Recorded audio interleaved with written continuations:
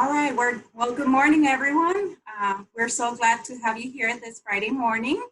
Thank you for deciding to join us this morning to hear on what our guest speaker, Karri Axel, has to share with us this morning. Just a few housekeeping items. We just want to make sure that you use the Q&A chat box to enter all your questions. Karri will be answering all of them at the end of the presentation. Just be a little patient with us and she will get to your question shortly. Also, this webinar will be recorded and will be shared on the team Facebook page and also on the Arc of Fort Bend's website.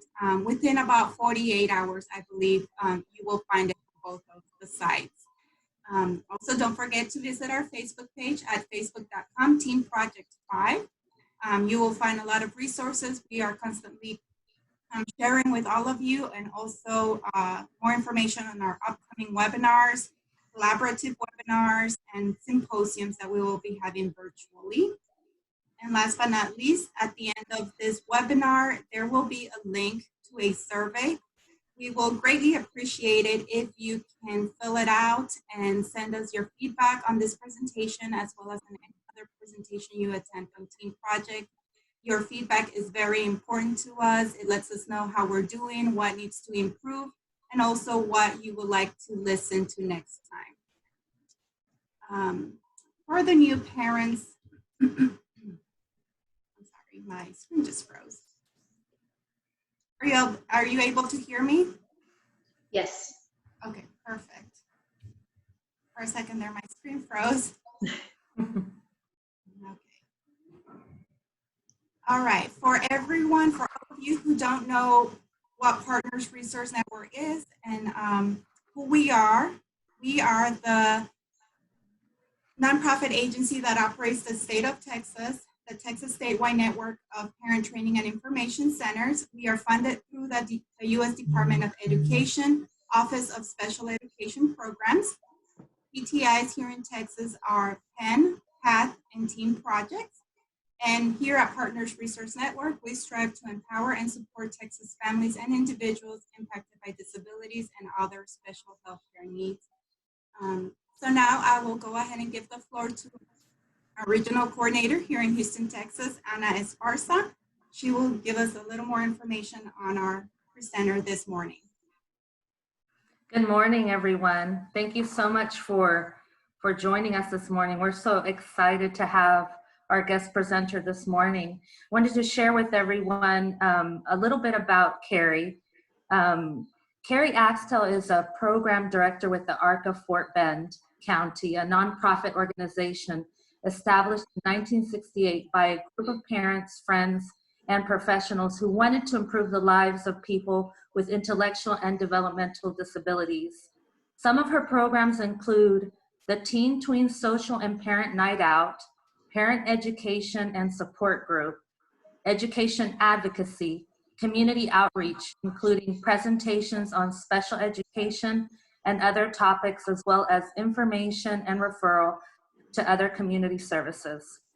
Karri's passion for working with a community of people with IDD comes from her personal connection as a sibling to her younger brother, who was nonverbal, deaf, and had IDD, and as a parent of 3 children, 2 of whom have a disability. Karri is a United States Navy veteran serving from 2000 to 2004. Thank you for your service, Karri. My pleasure. A personal men and service warfare officer, she earned her Bachelor of Arts degree from the University of California, Riverside, and Juris Doctorate from South Texas College of Law. Karri represented clients in special education, probate, and guardianship matters for 5 years before joining the Arc of Fort Bend County to advocate for people with IDD.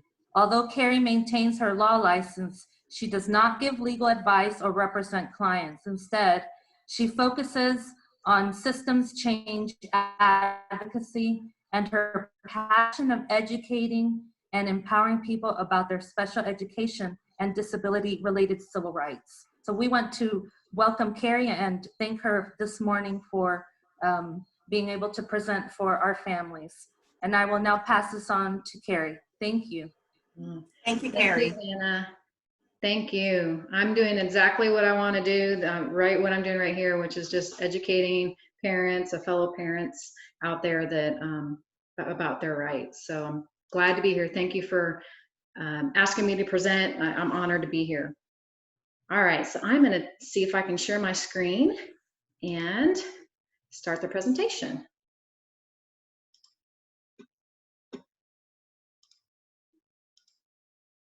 All right, so are you all able to see the presentation? Good to go. All right, so this is Parent Tips, Learning at Home, and Tracking Special Education Progress, a guide for parents. As Anna mentioned earlier, the ARC of Fort Bend County is a nonprofit organization which ensures opportunities for people with intellectual and developmental disabilities, also known as IDD, to maximize their quality of life within our community. We are a chapter of the ARC of Texas, which is the statewide organization, and the ARC of the United States, which is the nationwide organization. There are many local chapters of the ARC throughout the state of Texas.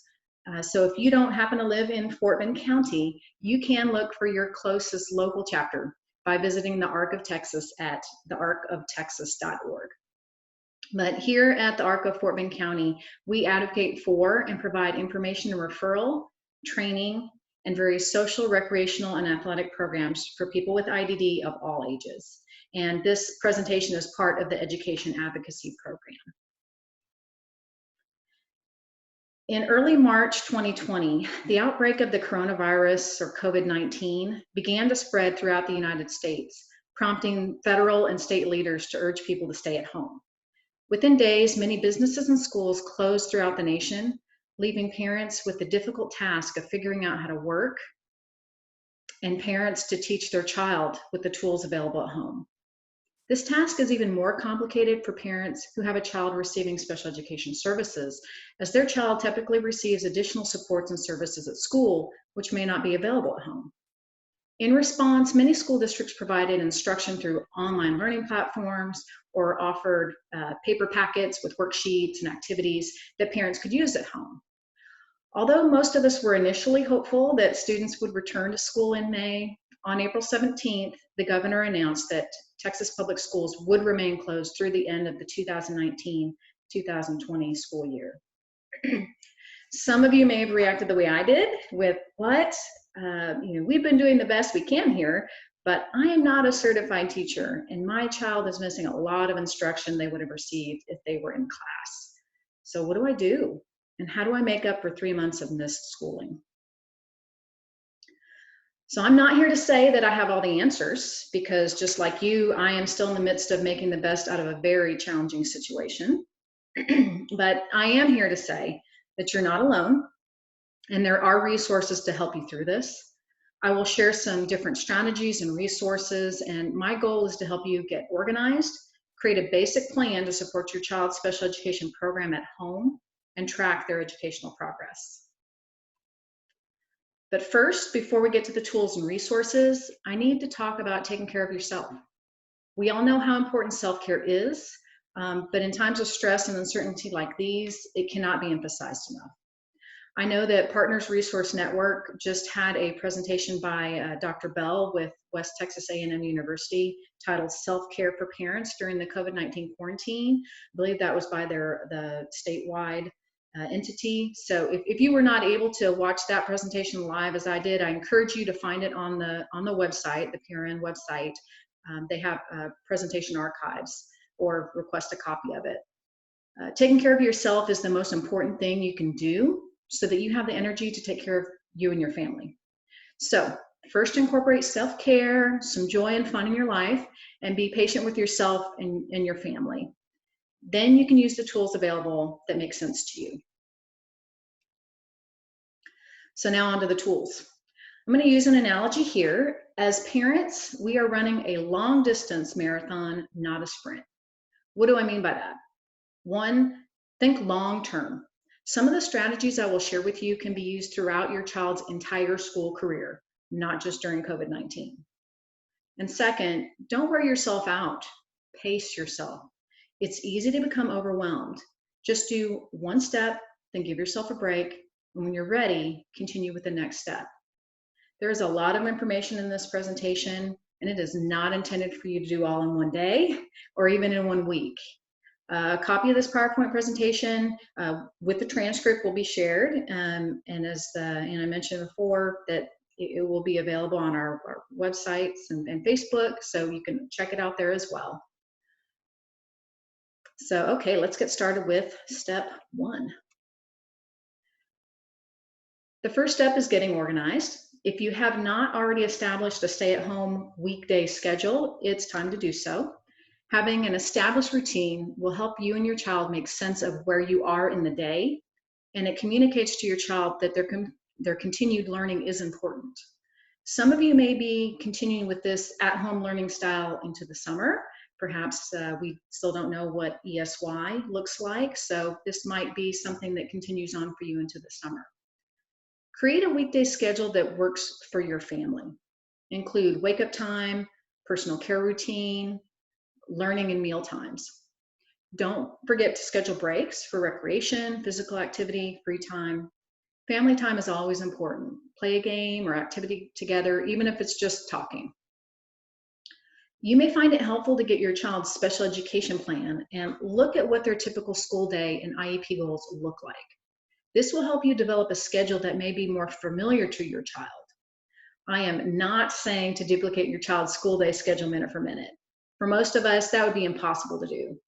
I am saying the school schedule may give you some insight into what types of subjects or activities your child is used to doing earlier or later in the day, and some of the IEP goals you may want to work into your weekday schedule. Remember, these are just some tips that you might want to consider. Once you have this schedule, and with that in mind, think about what strategies that are helpful to your child. Does your child use a planner, visual schedule, or other methods to make sense of the day or keep track of activities? Does using a timer, fidgets, first then reward system work for your child? Gather the tools and resources you need to help with each segment of the day. The sample stay-at-home weekday schedule here may be very similar to what your child typically experienced before schools closed due to COVID-19. Maybe this schedule will work for your child, or maybe it will not. Your child may need frequent breaks. Perhaps math is your child's toughest subject, so you may want to schedule math first thing in the morning. Maybe your child learns best through projects or hands-on learning and tasks. So your schedule is based on activities, not subjects. Your schedule should include the typical routine and learning activities based on your child's individual needs. Once you do develop a schedule though, try to stick with it. There may be days your schedule has to change, and that's fine. You're just looking for a basic routine that works for you and your family and allows your child time to learn. Continuing on with getting organized is gather the paperwork related to your child's current individualized education program, or IEP. If you do not have a copy of your child's current IEP, don't panic. Contact your child's teacher, special education case manager, coordinator, or principal. If there is no response from your child's campus, reach out to the school district administrative office and contact the director of special education. Either way, someone at the campus or at the school district level should be available to respond to your education documentation request. When you email, ask for your child's latest IEP progress reports for the 2019-20 school year, and a copy of the periodic assessments given to your child, such as benchmark, academic, or skills proficiency tests. These periodic assessments will show the student's areas of weakness, and when compared throughout the school year, may show whether the student made progress in a particular area or not. All right, so if you remember one thing from this presentation, let it be this. Get copies of your child's benchmark, academic, or skills proficiency tests and regularly review them along with your child's IEP goal progress reports every 8 to 9 week grading period. Reviewing objective, standards-based data on your child's performance throughout the school year will show whether your child is making improvement in those areas. And if they are not, you can catch it after 1 or 2 progress reports and meet with the teacher or ARD committee to see what can be done. This is better than being unpleasantly surprised by your child's lack of progress at the end of the school year. Again, I think this is the most important strategy to remember, and it applies to every single year your child remains in the public school system. Make this your new habit. If your school is not doing some sort of periodic assessment throughout the school year, then ask for it. Ask the ARD committee to include in your child's IEP that the parent receives a copy of benchmarks and periodic assessments given every 8 to 9 week grading period. Just remember that every public school in Texas gives the STAR exam or STAR alternate, depending on your child's needs. By 3rd grade, schools regularly assess a student's performance on the TEKS, or the Texas Essential Knowledge and Skills, to help that student prepare for the STAR exam. My point is, there is objective, standards-based data being collected on your child, so ask for it. As always, determining need for special education services is based on the individual needs of the student. That's why I suggest parents gather objective, standards-based data on their students' academic, functional, and behavioral skills throughout the school year, so parents can use that data to advocate for their child. Okay, let's move on to organizing the special education documentation once you have it. So the last tool I have for you in becoming organized is the IEP notebook. I'm a big proponent of parents having some sort of organizational system to keep track of paperwork related to their child's special education program. I've found that parents who have their child's IEP goal progress reports, benchmark tests, latest evaluations, and samples of their child's classwork all in one spot tend to feel more empowered. That's because they can point to what is supposed to be happening according to their child's plan and compare that to the progress reports, benchmark tests, or classwork that show whether the plan is working. Being organized helps. The organization method I really like is the IEP notebook, which is referenced in the book From Motions to Advocacy, written by Pamela and Peter Wright. This book is an excellent resource for parents who want to learn valuable information and strategies to advocate effectively for their child's special education program. There's much more to this book than just the IEP notebook, trust me, so I encourage parents to check it out. This book and many other resources can be found on their website at wrightslaw.com. Some parents may already have an IEP notebook or some other organizational method that is working for them, and if so, that's great, keep it up. Those parents can continue on to the next step, but I'll briefly go over the 5 sections of the IEP notebook on the next slide for those who would like to have it. So the IEP notebook has 5 sections. First is the current IEP or 504 plan for the student. 2 are report cards and IEP progress reports, including maybe tutor or therapist notes if your child sees a private tutor or therapist in school. 3 is the last full evaluation, either conducted by the school district or any independent evaluations you might have requested as a parent. 4 is the written correspondence with the school, although today most parents may use email, and that's okay if you have an email folder for school correspondence. And 5, the final tab, which I think is very important, is sample schoolwork. Sample schoolwork includes class assignments, homework, quizzes, tests, maybe projects that they do in class. Gathering a sample of the work product your child produces throughout the school year can help paint a picture of your child's improvement and growth or lack thereof. You can note whether the assignments were done independently by your child or if they needed one-on-one assistance to complete that assignment. Hopefully, as the year progresses, you will see growth and improvement.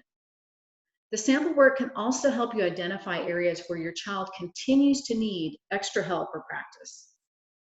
So now that we're organized, we can be more efficient at identifying our child's areas of need and work with the school to develop an effective plan. Step 2 is to review several important sections of your child's IEP or special education program. The PLAF, or present levels of academic achievement and functional performance, should outline what your child's academic, functional, and behavioral performance was at the time of that last IEP or ARD committee meeting. Several months may have passed since your last meeting, so the plan may not reflect what your child's current abilities are. However, the information is still helpful to show where your child was performing at that time. And again, you can use last year's PLAF to compare to this year's PLAF and see that there is improvement. Next, you're going to review your child's schedule of services and any accommodations or modifications. The schedule of services will show things like what subjects your child is taking, whether it is in the general education or the special education setting, and any additional supports or services like co-teach classroom, aid in the classroom, and the frequency and duration of related services being provided. The accommodations describe how your student accesses the learning environment, such as extra time, oral administration of tests, teacher notes, calculator, etc. Modifications change what your child is expected to learn or know compared to their peers at that grade level.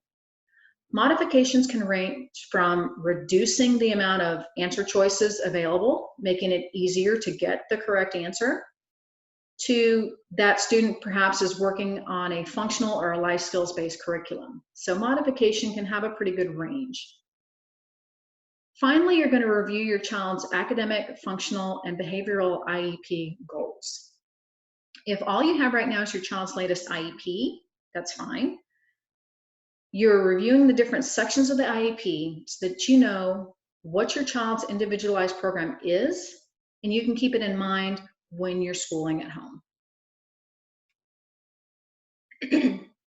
So if you already have a copy of your child's IEP goal progress report, great. It's time to review it along with the periodic assessments and classwork throughout the school year. Again, if you don't have a copy, email your child's teacher to request one. Looking at the IEP goal progress report, note any goal progress. How is your child doing on each goal? Are there certain goals that remain a significant weakness for your child? Does the teacher's report about your child's performance match what you're seeing at home? If not, make a note of that goal. Next, look at the benchmarks or periodic assessments. Did your child make improvements? Compare the skills tested in the IEP goals progress report and see if there are similar skills tested in the benchmark or periodic assessments. Do they show the same outcome? Has your child mastered their IEP goal of independently reading comprehension, grade level material at 70% mastery, while the benchmark assessment shows otherwise? Make a note of any discrepancies. Do the sample classwork, quizzes, and projects also show the same improvement? You are looking for weak spots and areas of growth so that you can be informed and involved in developing your child's learning plan.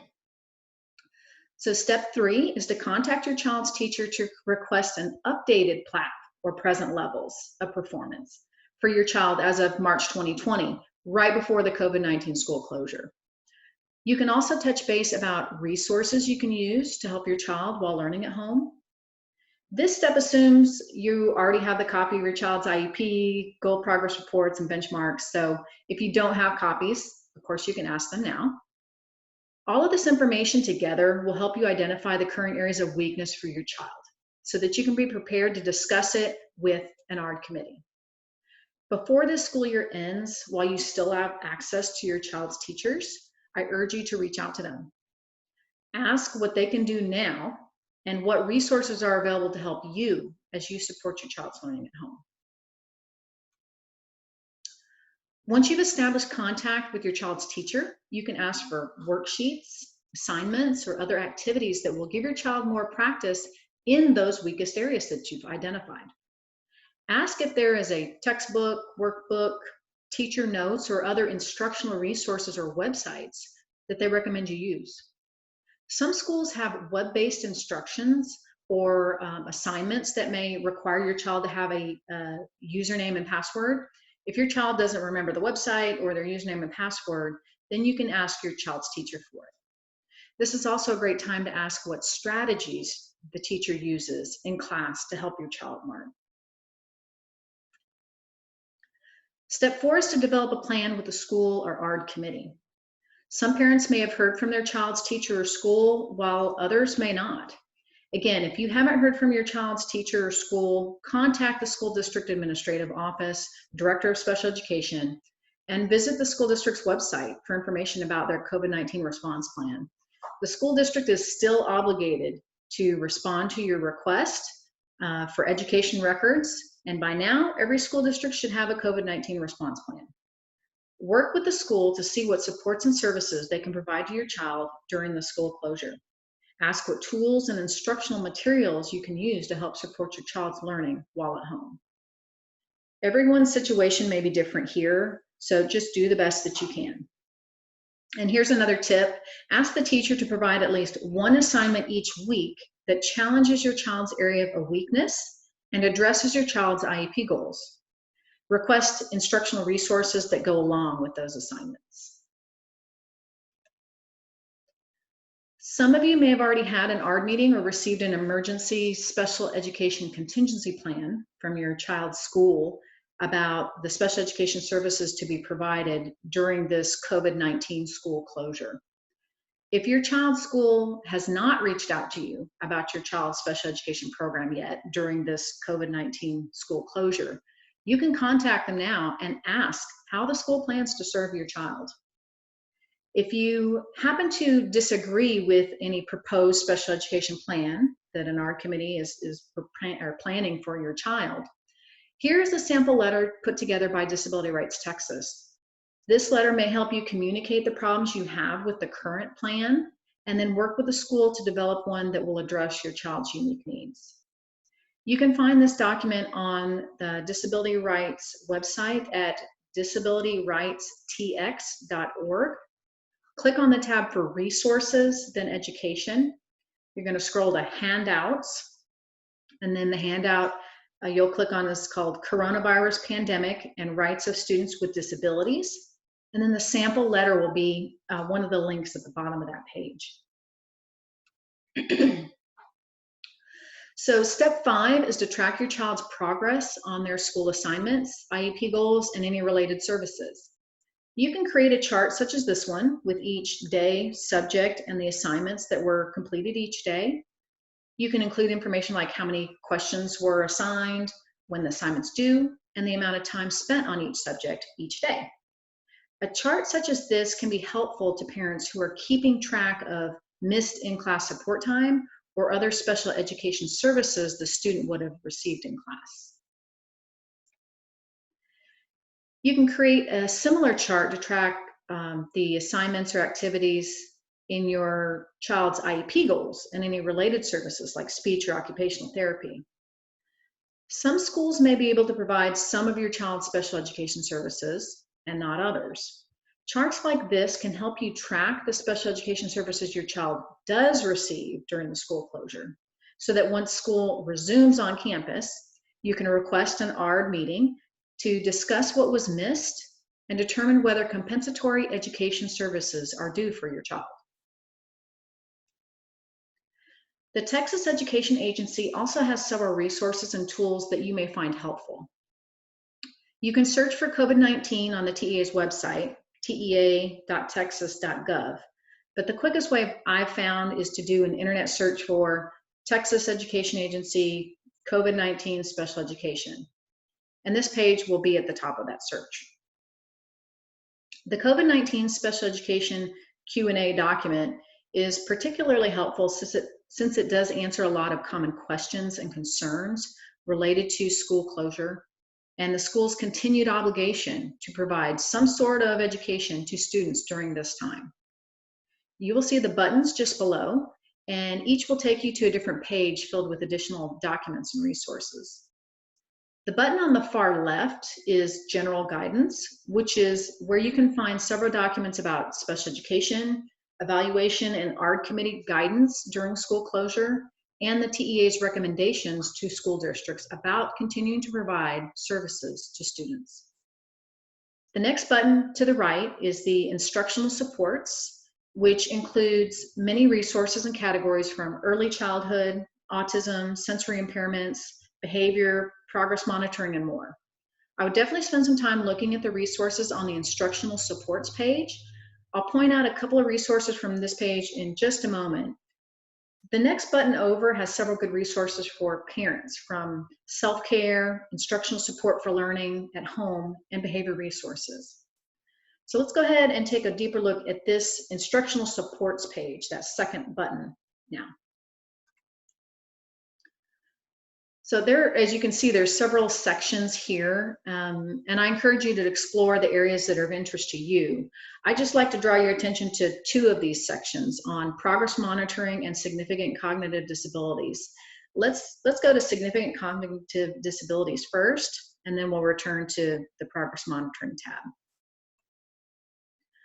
One of the resources listed under significant cognitive disabilities is Modified Lessons for Students with Disabilities. That link will take you to the live banner site, which is full of modified lessons, videos, and strategies for modifying work for your child. You may find this helpful if you'd like to provide a little more content for your child, or if you're looking for lessons and strategy ideas. So if we go back to the instructional supports page, another highlighted link was that progress monitoring link. So if you click on the progress monitoring link, you'll find a document titled Progress Monitoring Checklist. When you click this link, the document will pull up, and it has additional interactive links embedded in the document itself, which you'll see towards the bottom of the page. It says data sheets for many different subjects.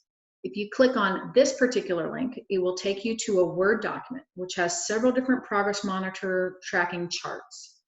You'll see that there are several other links within this document that you may want to explore as well. When you click on the data sheets link, you'll see a variety of sheets like IEP Goal Progress Tracker, sheets for tracking sight word, reading, vocabulary comprehension, reading fluency, writing, math, behavior. So if you are looking for some ways to track your child's progress in multiple areas, there are some resources available here. Of course, these data sheets may have been created for teachers, but you can certainly benefit from them as well. There are a wealth of helpful resources out there, and I know I've already thrown a lot at you already, so I'll keep the additional resources list very narrow. So if you're attending this presentation, you may likely know about Partners Resource Network, which is the statewide parent training and information center in Texas. So I won't steal their thunder, but I just wanted to mention them as another great training and information resource. I briefly mentioned Disability Rights Texas earlier in the presentation when I pointed out their sample letter of disagreement and request for ARD meeting. Disability Rights Texas is a state protection and advocacy group that provides information, resources, and legal activism for people with disabilities in all aspects of life, including housing, transportation, voting, supported decision-making, education advocacy, and more. So they have a wealth of information on their website and their Facebook page as well. Family to Family Network is a nonprofit organization which provides information, referral, and training to parents. They also maintain the Texas Project First website, which is another invaluable special education information resource for parents. At the beginning of the presentation, I mentioned the ARC of Texas and the ARC of United States, which, like the local chapters of the ARC, share the same mission of advocating for the human rights and self-determination of people with IDD in all aspects of society. And last here is that Texas Health and Human Services Commission has launched a COVID-19 mental health support line that's open 24 hours. And that phone number is 833-986-1919. So thank you all for attending this presentation. Here's my contact information if you have questions. I also encourage you to visit and like the ARC of Fort Bend County Facebook page for other helpful videos, articles, and information. With what's going on now and information developing so rapidly and changing so rapidly, we found that Facebook is really the best way to kind of get that information out. So thank you again for having me.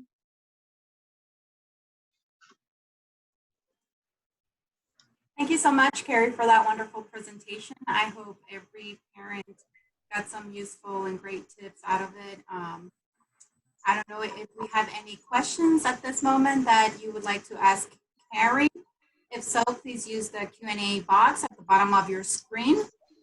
just enter your question right there, and Karri will be answering them right now. Yeah, thank you again for having me. No, it was a pleasure and have you here with us. So thank you so much, Karri. Thank you. Thank you, Karri, for all of that helpful information. Wow, many Absolutely. great resources that you shared Yes. with us. Yeah, you're welcome. I feel like I've been kind of in overdrive trying to search and find all these things. It's been a deluge of information. That's why I was hoping to kind of cut through and not provide too much to where it's overwhelming to parents, but still have enough there to where they got some tools to use and work on. Right. So, Thank you for that. Just now, I just shared the link to a survey. If you could fill that out for us, that'd be great. Like I said, it is your feedback is important to us, and this will let us know what needs to be improved, what topics you want to hear on, and just give us great feedback on this webinar. Now we do have a question. Let's see. Oh, could we get a copy of the slides? Yes. Yep, absolutely. Yep. So what I can do is I will actually PDF the slide with the transcript right next to it, the notes section, so parents can have that. Because again, I know it's a lot. It's a lot to digest. Yeah.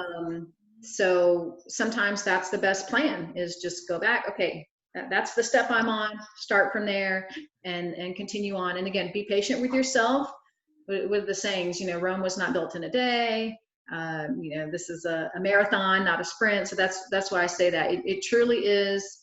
All these tools, we may have been thrown into this because of COVID-19, and this might have this situation we're in, and schooling at home and discovering what our child's needs are might have been brought more to the forefront because of what's going on. But so if we look at this as maybe some benefit we can get out of it, of becoming aware of some of these challenges and learning some of these tools, we can all benefit from implementing some of these things. And I believe wholeheartedly in that one about, the thing to remember is it's those periodic assessments of how your child is doing throughout the year. If you've got that, you can see you've got the evidence that you need to see whether or not your child is making progress. Perfect. Definitely. Yeah, definitely. We do have a question on the chat box, on the Q&A, sorry. It says, hi, Karri, great presentation. This is Brian Schnick, Landon's dad. Hey. Trying to keep him from destroying the house. What do you suggest about lack of one-on-one aid? Yeah, and that's tough. And it's even tougher because one-on-one aid is usually somebody that's not parent. And then as your child is going to recognize, well, you're my parent, right? You're not my 108. So that's a challenge all of us parents, I think, we face. The one-on-one aid, and especially with what's going on for schools where they're having to do everything virtually, I think that might be one of those supports that schools are obligated to provide that is impossible for them to provide. And then if we talk about it from a compensatory services standpoint, again, how do you capture time that has already gone by? It's impossible to do, right? Nobody can ever get back this time that your child needed. So this is going to be the hard part for the compensatory education part of this. And I'll explain a little bit too. So there's a difference between extended school year services and compensatory education. So because I've in talking with some parents, I kind of have seen that there's a little bit of thought that, oh, well, they'll just make that up during the summer for my child.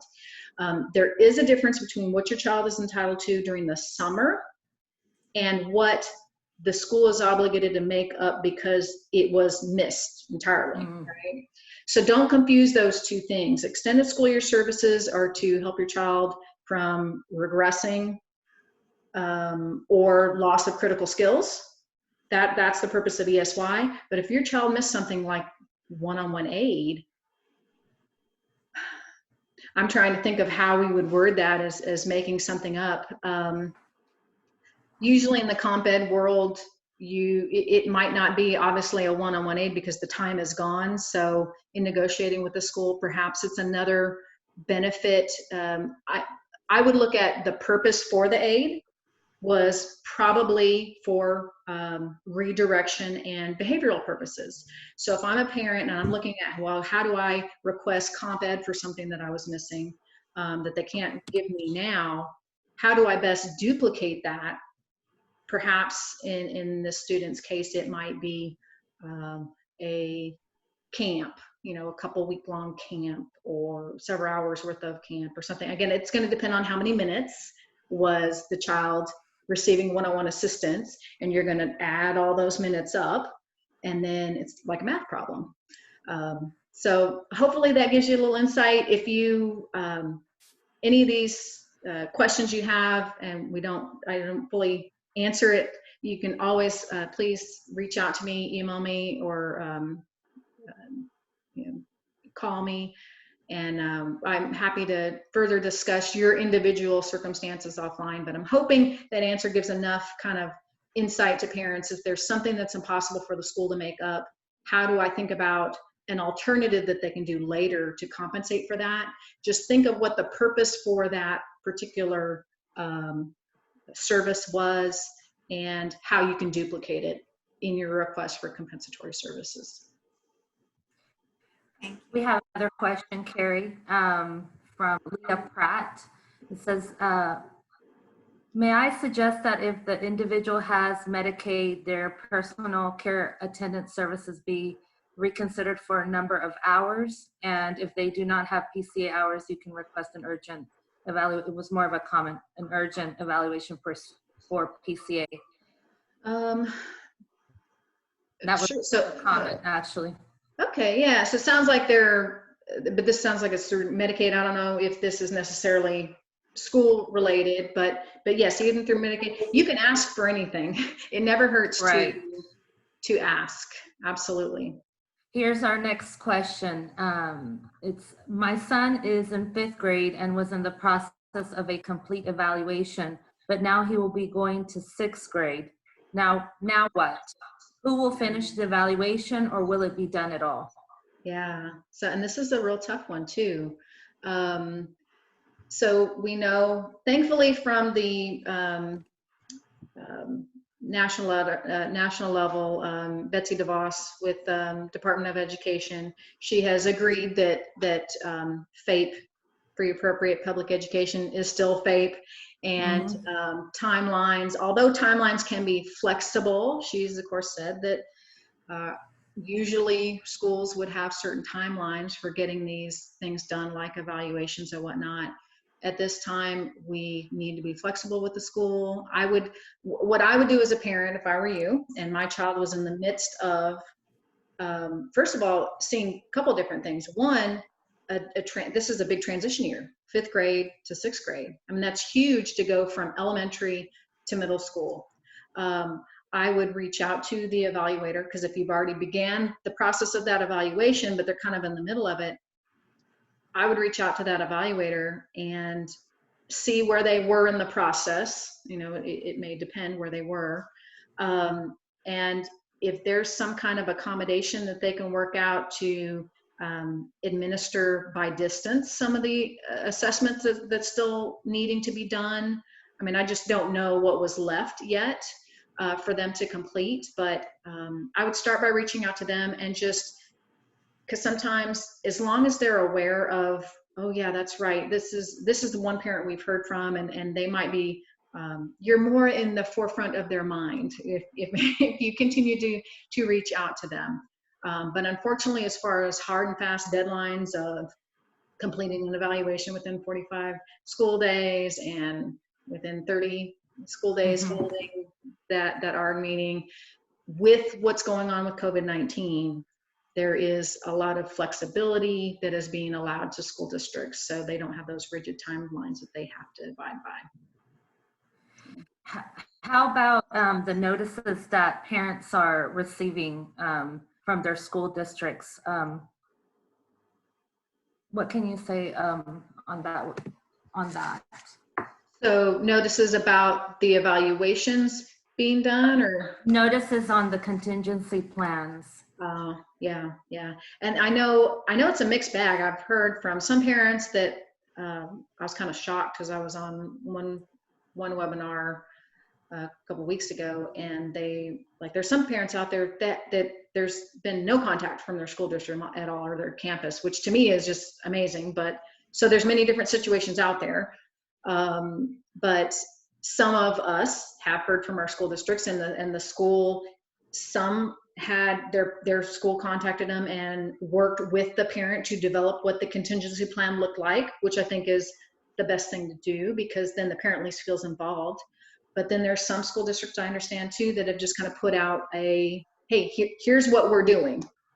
And so the parents haven't really been involved with it. That's where that letter from Disability Rights Texas really comes into play. If you are in that situation where you just received a plan and you had no idea, it just kind of showed up, and you're like, wait a minute, I disagree with that. Utilize that letter. And Disability Rights Texas has a lot of great resources. So definitely check out that page. I know there's other resources for relating to COVID-19 and education on that page as well.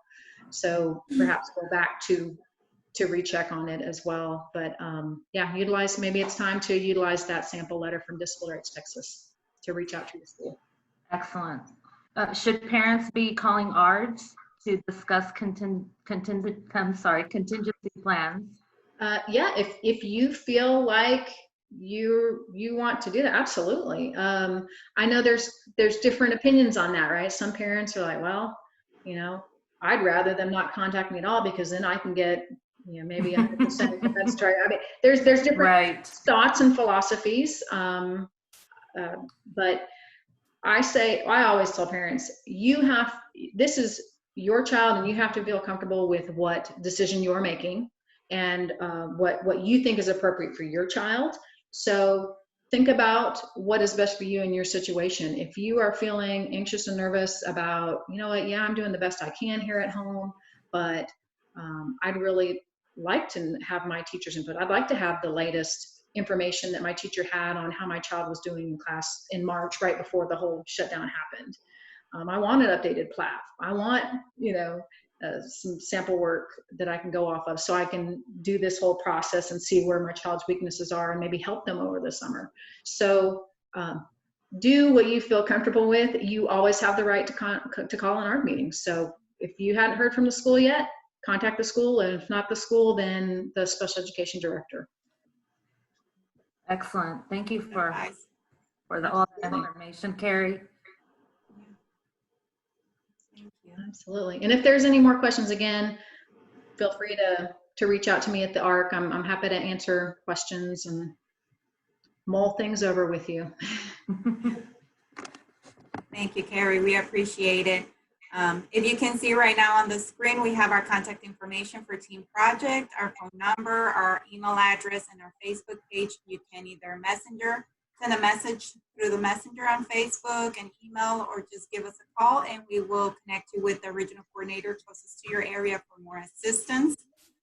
We also have a few other events coming up this month. May 8th, next Friday, we have our first ever virtual symposium. We have 4 great speakers coming up on many great, much needed topics at this time. We will not be having it in Spanish, but we will have closed captioning provided to us in Spanish, and it is sponsored by Big Little JC, a nonprofit here in the area of Houston. Then May 12th, we have another great collaborative webinar with the Texas Children's Hospital and Baylor College of Medicine. And that is May 12th from 3 to 4 p.m. We hope to see you all at both of them. And if you have any questions, please send them to abargerprnteam@gmail.com. That is my email address, and so I'll be receiving all your questions.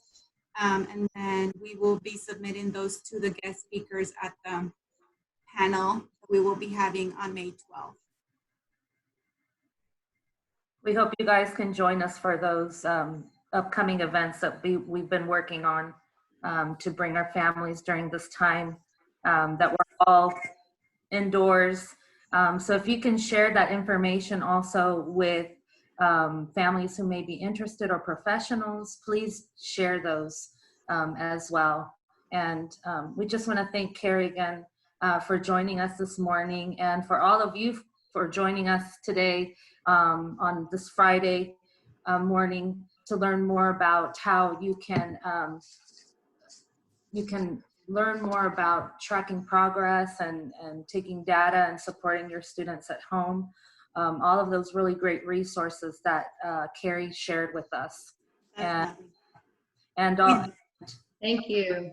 Yeah. Thank We you. do have one last question, if you have time, Karri, to answer it. Sure. Okay, a parent said, I received an email from the special ed teacher for an amendment with home goals. Is this okay? SPED teacher email with amendment with what goals? With home goals. Home goals. Yes. Okay. Is this okay? All right. So here is, and again, there is no right answer. This is kind of the wild, wild west of special education right now, because the IDEA, of course, does not contemplate pandemics. In my opinion, okay, so I'll share a little personally. I have 3 children, 2 who have a disability. I have a son with a 504 plan. I have a daughter with an IEP. For my daughter's IEP, even though I thought what the school was proposing for what they could offer me, what they could offer my daughter, which was limited amount of time compared to what she would receive in school, I personally felt that although I was glad that they were doing something during the day, during this time, that I didn't feel comfortable with agreeing to an amendment. And maybe it's the attorney in me, I don't know. Because in IDEA world, agreeing to an amendment would basically be the last IEP that's enforced for your child.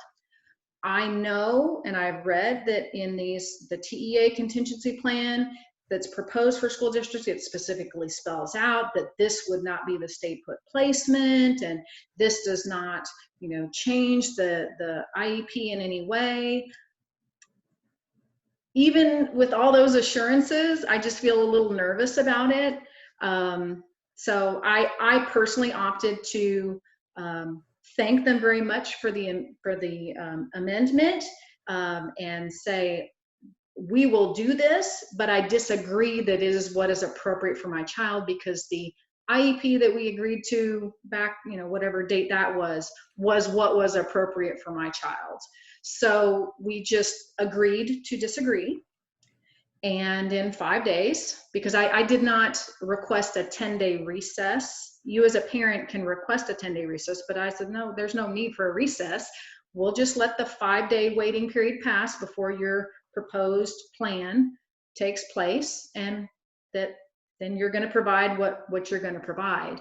But again, just me personally, there's nothing in writing, there's no case law, there's no federal guidance, there's nothing to answer definitively whether or not agreeing to this contingency plan or not truly amends or will supersede what your child received prior in the IEP. So just to me, out of abundance of caution, I just felt more comfortable with disagreeing with any form of amendment and say, I'm glad you're doing something, but it's not what my child really needs. And I get it, you can't do what she needs right now, but that's why I disagree with it. So I'm sorry, I hate to be so wishy-washy on you, but there's no one right answer to that. So follow what you feel in your heart. I just shared why I decided what I decided, but you can certainly, according to that paperwork, it's not going to be your child's stay put placement if you agree or disagree later on. You have to decide for yourself. All